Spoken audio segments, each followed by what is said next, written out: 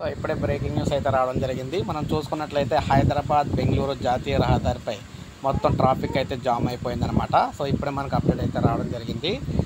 అటు హైదరాబాద్ నుంచి పట్టుకొని బెంగళూరు వెళ్ళే జాతీయ రహదారి ఏదైతే ఉందో ఇక్కడంతా కూడా ట్రాఫిక్ అయితే జామ్ అయిపోయిందని చెప్పేసి ట్రాఫిక్ అయితే స్తంభించిందనమాట. హైదరాబాద్ బెంగళూరు జాతీయ రహదారిపై భారీగా ట్రాఫిక్ జామ్. సుమారు 2.5 కిలోమీటర్ల మేర వాహనాలు నిలిచిపోయాయి. శంషాబాద్ నుంచి ఇక్కడ గండిగూడ, చెర్లగూడ వరకు కూడా వాహనాలు అయితే నిలిచిపోయాయి. నేషనల్ హైవేపై వాహనం బోల్తా పడటంతో వాహన రాకపోకలన్నీ కూడా నిలిచిపోయాయి.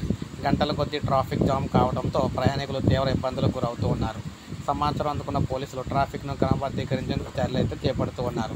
సో ఈ విధంగా చూసుకున్నట్లయితే హైదరాబాద్లో మనకి శంషాబాద్ ఎయిర్పోర్ట్ నుంచి పట్టుకొని ఇప్పుడు మనం చెప్పుకున్న ఏదైతే ఉందో ఇవన్నీ కూడా మొత్తం అయితే ట్రాఫిక్ అయితే జామ్ అయిపోయిందన్నమాట. ఇది మనకి శంషాబాద్ నుంచి పట్టుకొని గండిగూడ అదేవిధంగా చెర్లగూడ వరకు కూడా వాహనాలు అయితే నిలిచిపోయినాయి అనమాట.